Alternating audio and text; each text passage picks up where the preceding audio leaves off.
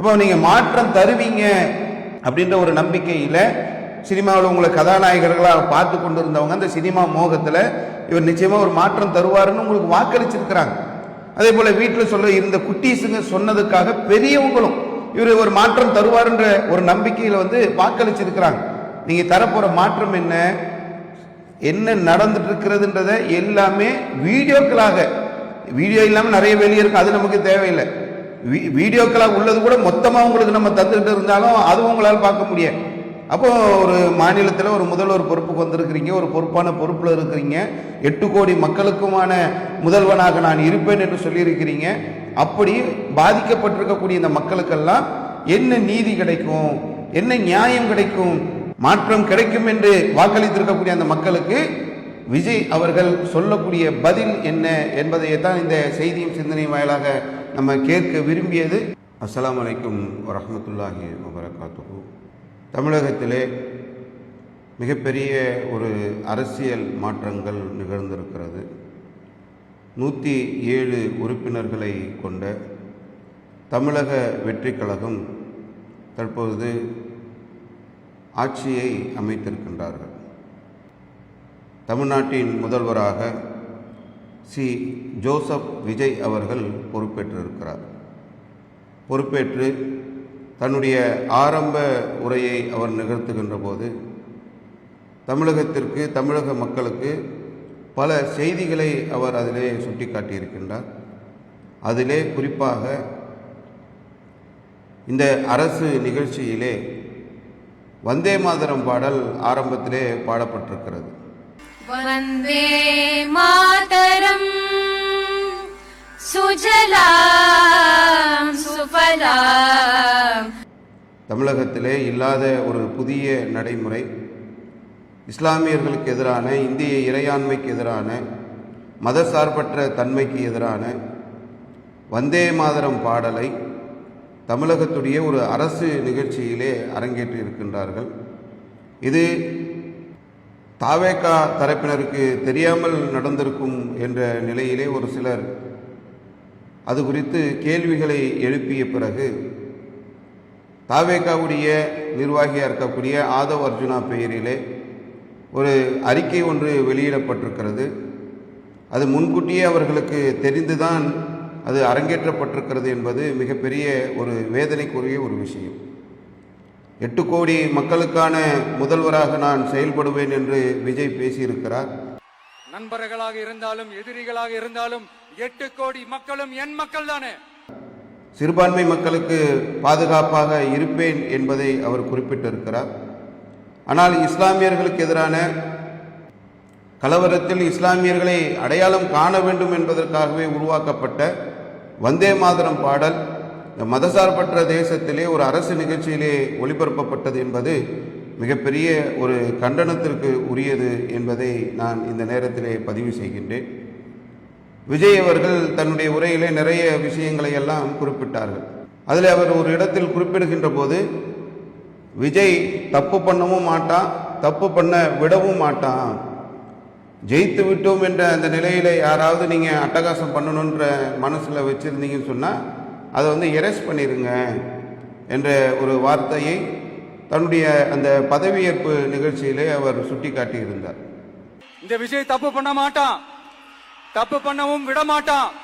அது யாராக இருந்தாலும் சரி, என்னோட கவர்மெண்ட்ல என் கூடவே இருக்கிறவங்களாகவும் சரி, விட மாட்டான். சப்போஸ் யாருக்காவது அப்படி ஒரு எண்ணம் மனசுல இருந்துச்சுன்னா, நம்ம ஜெயிச்சிட்டோம், ஒரு ஆட்டம் ஆடி பார்க்கலாம்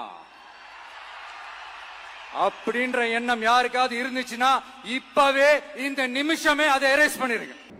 பதவியேற்றிருக்கக்கூடிய 107 எம்எல்ஏக்களிலே 41 பேர் மீது கிரிமினல் வழக்குகள் இருக்கிறது. தாவேகாவுடைய 107 எம்எல்ஏக்களில் 41 பேர் மீது கிரிமினல் வழக்குகள் இருக்கிறது.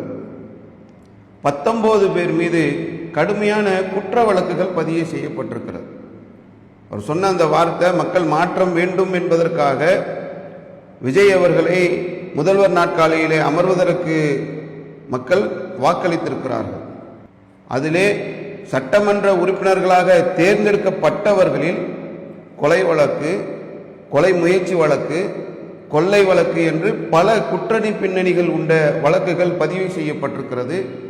விஜய் தப்பு செய்யவும் மாட்டான், தப்பு செய்யவும் விடமாட்டான் என்று அவர் சொன்னதை தன்னுடைய கட்சியிலிருந்து முதலில் ஆரம்பிக்க வேண்டிய ஒரு நிலை அவருக்கு இருக்கிறது. மக்கள் மாற்றத்தை எதிர்நோக்கித்தான் மாற்று அரசியல் வர வேண்டும் என்பதற்காகத்தான் தாவேகாவிற்கு வாக்களித்திருக்கிறார்கள் என்பதை அவர் கருத்தில் கொண்டு இந்த மாற்றங்களை ஏற்படுத்த அவர் முனைப்பு காட்ட வேண்டும். சமீபத்தில் ஒரு டிவி நிகழ்ச்சியில் பார்க்குறேன், ஒரு பத்திரிகையாளர் ஒரு பேட்டி ஒன்று தரும்போது அவர் சொன்ன அந்த வார்த்தை என்னென்னா, இதை முதல்வர் தன்னுடைய உரையில் குறிப்பிட்டிருந்தாங்க, அவர் தப்பு செய்யவும் மாட்டாங்க, அவங்க தப்பு செய்யறதுக்கு விடவும் மாட்டாங்கன்னு சொல்லியிருந்தாங்க. ஆனால் எங்கள் பகுதிகளில் உள்ள டாஸ்மாக் கடையில் தாவேகா கட்சியினர் மாமூல் வசூல் செய்யக்கூடிய, நாங்கள் தான் ஆளுங்கட்சி ஆயிட்டோம், அதனால் மாமூல் எங்களுக்கு தான் தரணும்னு வசூல் செய்யக்கூடிய ஒரு நிலையை அவர்கள் மேற்கொள்கிறார்கள். இதை அவர் சரி செய்ய வேண்டும் என்று அந்த பத்திரிகையாளர் சொல்லக்கூடிய ஒரு செய்தியை பார்த்தேன். அதை கூட உங்களுக்கு காட்சியாக அந்த வீடியோவை நம்ம பதிவு செய்கிறோம். பல மாவட்டங்களில் டாஸ்மாக் கடைகளுக்கு தாவேகா மாவட்ட செயலாளர்கள் போய் மிரட்டியிருக்கிறாங்க, இனிமேல் மாமூலை எங்களுக்கு கொடுக்கணும் அப்படின்னு. சென்னை தலைநகரில் விஜய் குடியிருக்கிற நீலாங்கரை அமைந்திருக்கிற ஏசிஆர் சாலையிலேயே மாமூல் வசூல் பண்ற வேலையில தாவேகாவினர் சிலர் ஈடுபட்டாங்க. ஒரு ஆர்வத்தின் காரணமா நம்ம ஆட்சி வந்துருச்சுங்கிற உற்சாகம் இருந்திருக்கலாம். இதை திமுக அதிமுக பண்ணதுக்கு இதெல்லாம் ஒரு விஷயமா சார்னு கேட்கலாம். நிச்சயமா அது நெக்லிஜென்ஸ் சொல்ற அளவுக்கு மிக மிக மிக சிறிய அளவுதான். இதுல நீங்க எடுத்தீர்கள் என்று சொன்னார், சமூக வலைதளங்கள் நிறைய பரவி கிடக்கிறது. விஜய் அவர்கள் எதை சொன்னார்களோ அதை செய்வார்களா என்பதை நம்ம பொறுத்திருந்து தான் பார்க்க வேண்டும். உதாரணத்துக்கு விஜய் அவர்களுடைய அந்த கட்சியினர் கொண்டாட்டத்திற்காக போயிட்டு இருக்கும்போது ஒரு ரோட்ல ஒரு ஆடு இருக்கு. அந்த ஆட்டு உரிமையாளர் யாரு, அவர் என்ன எந்த சூழ்நிலையும் யோசிக்காமல் அந்த ரோட்டிலே அந்த ஆட்டை அறுத்து அதை தூக்கி ஓரமா போட்டு போறாங்க.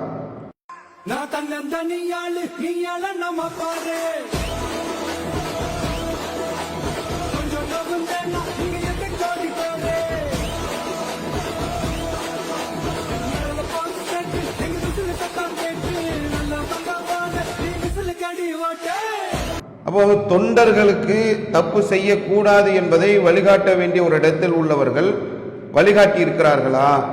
இப்போ இவங்க சிஎம் ஆயிட்டாங்க, முக்கிய பொறுப்புக்கு போயிட்டாங்க, நிறைய பணிகள் இருக்கிறதுன்னு சொன்னால் தாவேகா கட்சியில் இருக்கக்கூடியவங்க இதையெல்லாம் செய்கிறாங்கன்னு சொன்னால் அதை நேர்வழிப்படுத்துவதற்கு நெறிப்படுத்துவதற்கு மாநிலத்தில் யாராவது பொறுப்பாளர்களை நியமித்திருக்கிறார்களா? ஏதாவது அவர்களுக்கு ஒழுக்க போதனைகள் சொல்வது, நெறிமுறைகள் சொல்வதற்கான வழிவகை இருக்கிறதா என்பதையெல்லாம் நம்ம ஆய்வு செய்ய வேண்டிய தேவை இருக்கிறது.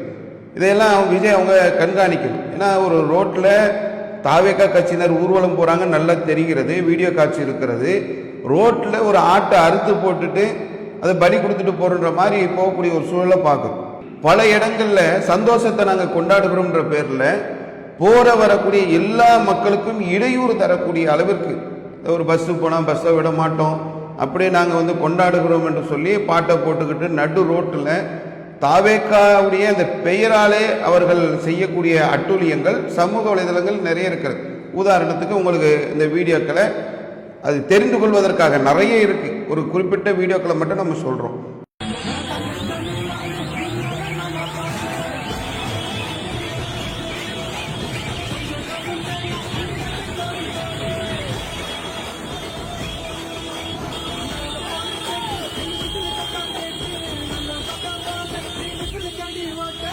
அதே மாதிரி செய்தியாளர் செய்தி சேகரிக்க வருகிறார், ஒரு தாவேகாவுடைய தொண்டர் என்று சொல்லக்கூடியவங்க அவங்கள அடிக்க போறாங்க. ஒரு பத்திரிகையாளர்கள் என்பவர்கள் இந்த ஜனநாயகத்துடைய 4ஆம் தூண், மக்களுக்கு அரசுடைய செய்திகளை சொல்லக்கூடியதற்காக வரக்கூடியவங்க.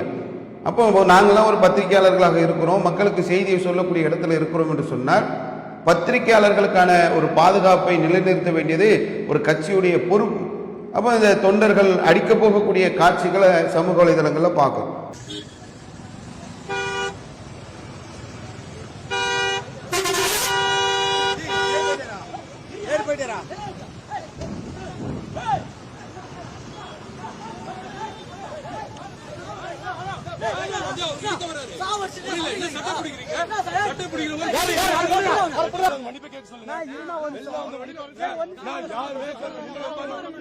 ஒரு டிராபிக் போலீஸ் டிராபிக்கை கண்ட்ரோல் பண்ணிட்டு இருக்கிறாரு.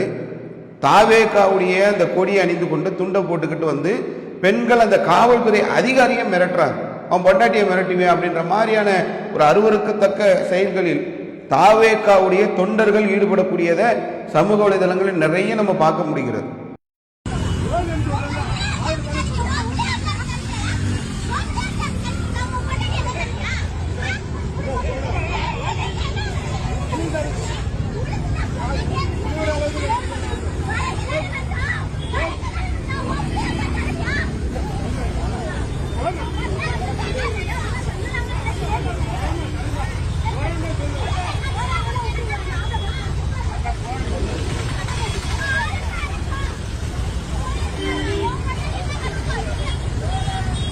அதே மாதிரி ஒரு பூங்கா ஒன்று திறந்து கிடக்குது, நாங்கள் தான் ஜெயிச்சிட்டோம் என்று சொல்லி அடாவடியில் அதை பூட்டக்கூடிய வேலையை செய்யக்கூடியதை பார்க்குறோம்.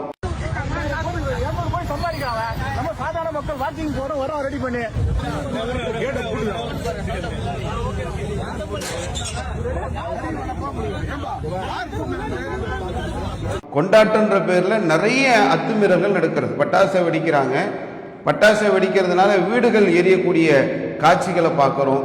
போற வர வழியெல்லாம் டிராபிக் பண்ணி கொண்டாடுகின்ற பேர்ல மக்களுக்கு மிகப்பெரிய தொந்தரவுகளையும் இடையூறுகளையும் தரக்கூடிய சம்பவங்கள் நிறைய சமூக வலைதளங்களில் வந்துகிட்டே இருக்கிறது. அப்ப விஜய் தப்பு பண்ணவும் மாட்டான், தப்பு செய்யவும் விடவும் மாட்டான் என்று நீங்கள் சொன்னது உண்மை என்று சொன்னார், இந்த தொண்டர்களை எப்படி நீங்க நெறிப்படுத்த போறீங்க? நிறைய எடுத்தீர்கள் என்று சொன்னால் பஸ் நிலையத்தில் உள்ள பூந்து கார்ல போய் பெரிய அட்டகாசம் பண்றது, பஸ்ல ஏறி குடிச்சிட்டு நான் தாவேக்காரன் சொல்லி அந்த பொதுமக்களை மிரட்டுறது. ராமநாதபுரத்தில் கொட்டும் மழையில் அட்ராசிட்டியில் ஈடுபட்ட தமிழக வெற்றி கழகத்தினர் 6 பேர் கைது செய்யப்பட்டனர்.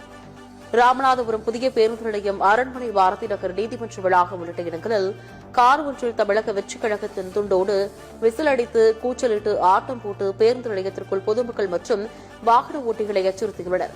இதுகுறித்து தகவல் அறிந்து சென்ற போலீசார் காரில் வந்து ரகளையில் ஈடுபட்ட தமிழக வெற்றி கழகத்தினர் 6 பேரையும் போலீசார் கைது செய்ததோடு காரையும் பறிமுதல் செய்தனர். இடையூறு செய்யறது, அந்த பஸ் கண்டக்டரை மிரட்டுறது, அந்த வேலை செய்யக்கூடிய வரக்கூடிய நகராட்சி ஊழியர்களை மிரட்டுறது, அவங்கள பணி செய்ய விடாம தடுக்கிறதுன்னு நிறைய சம்பவங்கள் ஒன்னொன்னா வந்துட்டு இருக்கிறது. அப்ப இதுக்கு ஒரு கடிவாளம் போடணும். நாங்கள் வந்து இப்போ ஆளுங்கட்சிக்கு ஆயிட்டோம், நாங்க ஆட்டம் போடுவோம் என்று சொல்லி ஆரம்பிக்கிறாங்க. அப்ப நீங்க பேசியது உண்மை என்று சொன்னால் இதுக்கு அடுத்த கட்ட நிலைகள் என்ன என்பதையெல்லாம் உங்க கட்சி சார்பாக உள்ள முக்கிய நிர்வாகிகள் இவர்களை நெறிப்படுத்துறதுக்கு என்ன வழி வச்சிருக்கிறீங்க, என்ன திட்டம் வச்சிருக்கிறீங்க, இனி இந்த தவறுகள் நடக்காமல் இருக்குமா, இல்ல தொடர்ச்சியாக இது மாதிரிதான் தமிழக மக்கள் இன்னல்களையும் இடையூறுகளும் சந்தித்து கொண்டே இருக்கணுமான்றத உங்க கட்சி நிர்வாகிகள் தான் எங்களுக்கு தெளிவுபடுத்தணும். தொண்டர்கள் ஒரு பக்கம் இந்த மாதிரி இருக்கிறார்கள், தவறு செய்கிறார்கள் என்று சொன்னால் கட்சியில முக்கிய பொறுப்புகள்ல உள்ளவர்கள் கூட பெரிய அளவுக்கான இந்த சமூக வலைதளங்களில் வீடியோ பரவிக்கிட்டே இருக்கிறது. அப்ப நீங்க ஒரு பக்கம் நீங்க சொல்றீங்க விஜய் தப்பு பண்ண மாட்டான், விஜய் கூட இருக்கிறவங்கள தப்பு பண்ணவும் விட மாட்டான், அதையெல்லாம் எரேஸ் பண்ணிருக்குன்றீங்க. அப்ப எரேஸ் பண்ணணும்னு சொன்னாக்கா அவங்க மேல எடுக்கப்பட்ட நடவடிக்கை என்ன? இப்படி ஒரு தப்பு செய்கிறார்கள் என்று சொன்னால் அவர்களுக்கு தண்டனை கொடுக்கப்பட்டிருக்கா, இல்லது அதுல இருந்து அவங்க வெளியில வந்திருக்கிறாங்களா, அது சரி செய்யப்பட்டிருக்கிறதா என்பது பொதுமக்களுக்கு தெரியணும்ல. வலைதளங்களை பரப்பிட்டு வருது. உதாரணத்துக்கு சொல்ல வேண்டும் என்று சொன்னால், ஒரு கர்ப்பிணி பெண் அவங்க கிட்ட வேலை வாங்குறாங்க, விளம்பர வேலைகளை வாங்கியிருக்கிறாங்க. வாங்கிய பிறகு அவங்களுக்கு சம்பளம் தரல. நீங்க வாங்க எங்களுக்காக ஒர்க் பண்ணி கொடுங்க, எங்களோட பட்ஜெட் அதிகமா இருந்ததுனால அவரால் அஃபோர்ட் பண்ண முடியாது, இப்போதைக்கு நான் ஒரு 25 lakhs தரேன், பேலன்ஸ் வந்து ஆஃப்டர் எலெக்ஷன் தரேன் அப்படிங்கிற மாதிரி எங்களுக்கு வந்து ஒரு ஸ்டேட்மெண்ட் கொடுத்திருந்தாரு. சோ இதுதான் நானும் அவரும் போட்ட அபிஷியல் அக்ரிமெண்ட் காப்பி. 4 மாத கர்ப்பிணினா எனக்கு மிரட்டல் விடுக்கிறாரு தாவேக்க வேட்பாளர். ஒரு பொண்ணை, கர்ப்பிணி பொண்ணை மிரட்டுற அளவுக்கு அவங்களுக்கு எங்க இருந்து வந்துச்சு பவர்? நான் உயிருக்கு பயந்து நாமக்கல்ல இருந்து வெளியில வந்திருக்கேங்க. சம்பளம் தரலன்னு சொல்லி போய் கேட்கிறாங்க. திலீப் என்று சொல்லக்கூடிய உங்க தாவேக்காவுல வேட்பாளராக நிற்க வைக்கப்பட்டவர், அவர் வந்து அந்த வேலைக்கு வைத்திருந்த அந்த பெண்ணிடத்துல சம்பளம் தரலன்னு சம்பளம் கேட்கிறாங்க. அவங்க கர்ப்பிணி பெண், கர்ப்பிணி பெண் என்று கூட பார்க்காமல் கொலை மிரட்டல் விடுத்திருக்கிறார். அப்ப இப்படி கொலை மிரட்டல் விடுத்திருக்கிறார், அவர் மேல எடுக்கப்பட்ட நடவடிக்கை என்ன, என்ன செய்திருக்கிறது கட்சி நிர்வாகம்? இது பொதுமக்கள் பார்வைக்கு வரணுமா இல்லையா? அப்போ ஒரு தப்பு செய்ய மாட்டோம், தப்பு செய்ய விடவும் மாட்டோம்ன்றத வெறும் ஸ்கிரீன்ல மட்டும் தானா இல்ல நிஜத்திலையுமா என்பதை மக்கள் எதிர்பார்க்கிறாங்க. அப்புறம் ஒரு ஆட்டோ டிரைவர்னு ஒருத்தரை வந்து களத்துல நிறுத்துறீங்க. அவர் இனோவா காருக்கு ஓனரா இருக்கிறாரு, அவரு நிறைய விஷயங்கள் அவர் சம்பந்தமா பேசப்படுது. அவர் உண்மையிலே ஆட்டோ டிரைவர்னா அவருக்கு பேர்ல ஆட்டோ கூட இல்லை, ஒரு வாடகை ஆட்டோ ஓட்டுறாருன்னா ஏன் இனோவா கார் வச்சிருக்காரு நிறைய கேள்வி கேட்குறாங்க. அதுக்குள்ள நம்ம போக வேணாம். அவர் ஒரு கொண்டாட்டத்தை ஒரு பெரிய வாள் எடுத்து கேட்க வெட்டி கொண்டாடுறார். இது என்ன ஒரு கலாச்சாரம்? இது என்ன கற்றுத்தர போகிறார் அவர்? இவங்கெல்லாம் யாரும் இங்க தற்குறிகள்லாம் கிடையாது. இவங்க எல்லாரும் தமிழ்நாட்டு அரசியலோட ஆச்சரியக்குறி. இவங்க எல்லாரும் தமிழ்நாட்டு அரசியலோட அந்த மாற்றத்திற்கான அறிகுறி. சும்மா லாஜிக்கே இல்லாம தற்குறி. ஒரு நிர்வாகியா இருக்கிறவங்க இப்படித்தான் இருக்கணும்ன்றத கட்சி வழி நடத்துதா? இது கட்சியுடைய பார்வையா இல்ல அவருடைய தனிப்பட்ட நிலையா? அப்படி தனிப்பட்ட நிலை என்று சொன்னார், அதுல கட்சி அவருக்கு சொன்னது என்ன என்ற கேள்வி பொதுமக்கள் கிட்ட இருக்கு. ஏன்னா விஜய் தப்பு பண்ண மாட்டாரு, தப்பு பண்றதுக்கு விட மாட்டாருன்ற ஒரு ஸ்டேட்மெண்ட் இருக்குல்ல, இது என்ன மாதிரி இருக்குன்றத மக்கள் எதிர்பார்க்கிறாங்க. அதே மாதிரி எல்லாத்துக்குமே வீடியோ இருக்கு. ஒவ்வொன்று நம்ம பேசுறதெல்லாம் நிறைய வீடியோக்கள் சமூக வலைதளங்களில் பரவிட்டே இருக்கு. அதே மாதிரி மரியம் வில்சன் அப்படின்னு சொல்லி ஒருத்தர் ஆர்கே நகர் தொகுதியில் சட்டமன்ற வேட்பாளராக நிறுத்தினீங்க, ஒரு வெற்றியும் பெற்றிருக்கிறார். அது ஒரு வீடியோ காட்சி சமூக வலைதளங்களில் பரவுது. கட்டையை வைத்து பெண்கள் அடிக்கிறார். ரொம்ப கொடூரமான காட்சியா இருக்கிறது. அது சமூக வலைதளங்கள்ல அந்த காட்சியை வெளியே காட்டுறதுக்கே இந்த காட்சியை பார்க்க கூடாதுன்ற மாதிரியான சில கட்டளைகளோடு தான் அந்த காட்சி காட்டப்படக்கூடிய அளவுக்கு ரொம்ப கடுமையான தாக்குதல் நடத்தக்கூடிய ஒரு நிலையை நம்ம அந்த வீடியோல நம்ம பார்க்கிறோம்.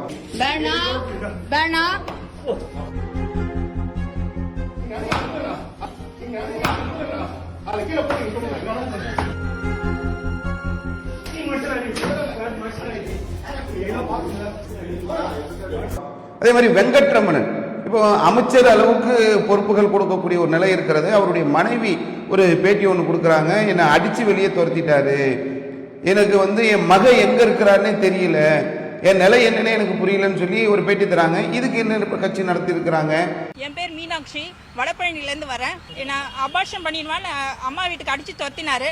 அதோட கூப்பிடவே இல்லை. 6 வருஷமா என் கணவரை விட்டு பிரிஞ்சிருக்கேன். என் குழந்தையும் கூட்டிட்டு போய் ஏமாத்தி என்னை விட்டுட்டாரு.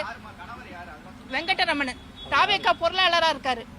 கூப்பிடல, குழந்தைய என் கல்ல காமிக்காம குழந்தை என்ன எப்படி இருக்கு என்ன நிலைமையில இருக்குன்னு கூட எனக்கு தெரியாது. என்ன பண்ணாரோ என் குழந்தைய, பெண் குழந்தை, அது பெண் குழந்தை அம்மா கிட்ட தானே இருக்கணும் சார். இப்படி கொடுமை பண்றாரு 6 வருஷமா.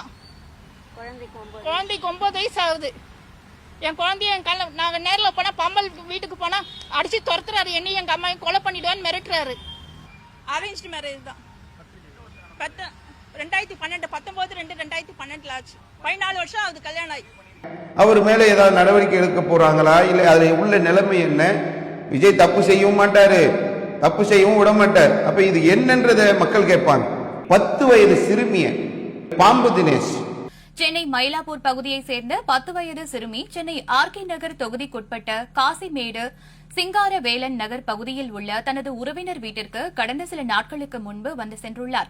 இந்நிலையில் சிறுமி அதே பகுதியை சேர்ந்த தமிழக வெற்றிக்கழக நிர்வாகி தினேஷ் என்பவர் வீட்டின் அருகே விளையாடிக் கொண்டிருந்த போது சிறுமியை தினேஷ் தனது அறைக்குள் சென்று பாலியல் அத்துமீறலில் ஈடுபட்டதாக கூறப்படுகிறது. மேலும் தான் அத்துமீறலில் ஈடுபட்டதை வெளியில் சொன்னால் கழுத்தை நெரித்து கொன்றுவிடுவேன் என்றும் சிறுமியை மிரட்டியதாகவும் புகார் தெரிவிக்கப்பட்டுள்ளது. பாம்பு தினேஷ் ஒருத்தர் வட்ட செயலாளரா தாவேக்காவுல பொறுப்புல உள்ளவர் ஒரு 10 வயது சிறுமி கிட்ட ஒரு பாலியல் சேட்டை பண்ணியிருக்கிறாரு. இதை சொல்ல போனா நீங்க உன்னை கொலை பண்ணிடுவோம், கொலை மிரட்டல் விட்டுருக்காரு. அப்ப இப்படி ஒவ்வொரு நிர்வாகிகள் செய்யக்கூடியதையெல்லாம் தாவேக்கா கட்சி அதை எப்படி அணுகுது? அவர்களை எப்படி அணுகுகிறீர்கள்? என்ன செய்ய போறீங்க? தப்பு செய்ய விட மாட்டேன்னீங்கல்ல, அப்ப செய்ய விட மாட்டேனாக்கா அதுக்கு பின்னாடி என்ன செஞ்சிட்டு இருக்கிறீங்கன்றத மக்கள் எதிர்பார்க்கிறாங்க.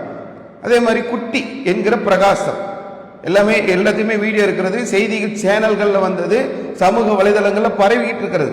6 குற்ற வழக்குகள்ல அவர் மீது வழக்கு பதிவு செய்யப்பட்டிருக்கிறது. பூந்தமல்லி தொகுதி தாவேக்கா வேட்பாளர் பிரகாசம் என்பவர் மீது பாலியல் துன்புறுத்தல் வழக்கு பதியப்பட்டிருக்கிறது. விவரங்களுடன் செய்தியாளர் பார்த்தசாரதி இணைந்திருக்கிறார். பார்த்தசாரதி, முழு விவரங்கள். பெண் நிர்வாகி சங்கீதாவிற்கு பாலியல் தாவேக்கா வேட்பாளராக போட்டியிட்டு வரும் பிரகாசம் என்பவர் மீது பாலியல் வழக்கானது பதிவு செய்யப்பட்டுள்ளது.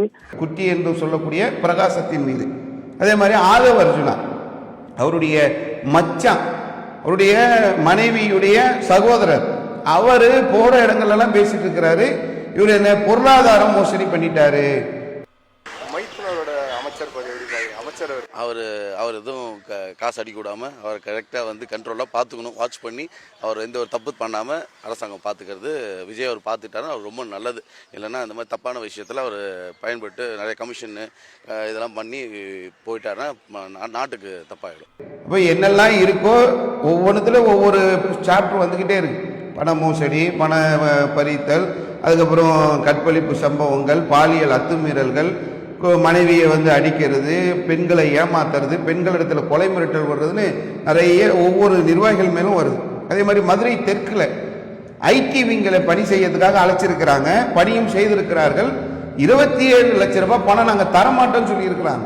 அவர் பத்திரிகையாளரை சந்தித்து பத்திரிகையாளர்கள் கிட்ட அந்த கருத்தை பதிவு செய்கிறார். மதுரை தெற்குல நடந்த சம்பவம். அதே மாதிரி புதுக்கோட்டையில 20 கோடி ரூபாய் மக்களிடம் ஒவ்வொருத்தர்கிட்டையும் பணம் வாங்கி மோசடி செஞ்சிருக்கிறார்.